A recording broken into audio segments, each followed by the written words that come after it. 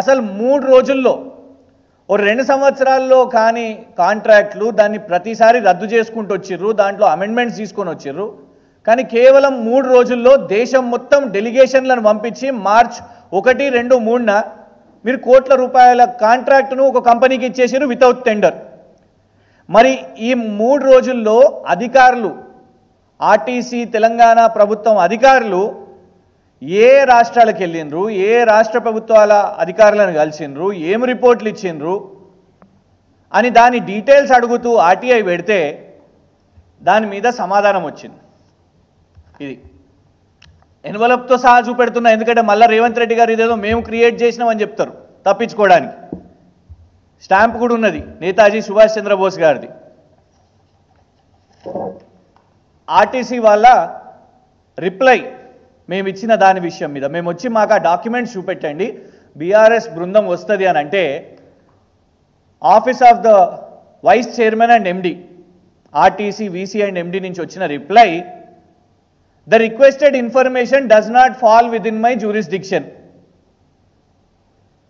Bus Bhavan, ఇక్కడ public information officer stamp కూడా ఉన్నది, సంతకం కూడా ఉన్నది. ఇవాళకి 10 రోజులు మేము సమాచారం అడిగి దీని మీద ఇది మా జ్యూరిస్డిక్షన్లో రాదు అని చెప్తారు. లెటర్ ఆఫ్ ఇంటెంట్ ఇచ్చింది ఎవరు, ఆ కాంట్రాక్ట్ ఇచ్చింది ఎవరు?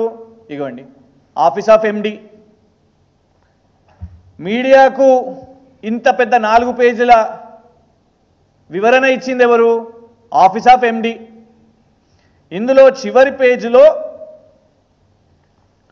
ఈ ఒప్పందానికి రాష్ట్ర ప్రభుత్వానికి రవాణా మంత్రిత్వ శాఖకు ఎలాంటి సంబంధం లేదు అని రాసింది ఎవరు?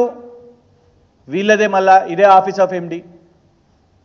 ఇటు పొన్నం ప్రభాకర్ గారి శాఖకు సంబంధం లేదంట, రవాణా శాఖకు సంబంధం లేదంట, రాష్ట్ర ప్రభుత్వానికి సంబంధం లేదంట, ఇటు ఆర్టీసీకి కూడా సంబంధం లేదంట. మరి ఎవరికి సంబంధం ఉన్నది? నకిలీ మద్యం తీసుకొని వస్తారు, జూపల్లి కృష్ణారావు గారికి సంబంధం లేదంటారు.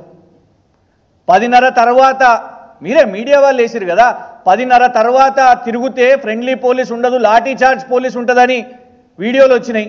పోలీస్ ప్యాట్రోల్ తిరుగుతుంటే అది మళ్ళా కాదు, యూటర్న్ లేదు లేదు లేదు అది నిజం కాదు అని అంటారు. మరి ఇదేంటిది? కోట్ల కాంట్రాక్ట్ అండి ఇది. దీని పేరు మీద మీరే లెటర్లో ఏమని అన్నారు? ఉచిత టికెట్లు, మహాలక్ష్మి స్కీమ్. దాన్ని అడ్డం పెట్టుకొని స్కామ్ చేస్తున్నారా, ఫ్రాడ్ చేస్తున్నారా?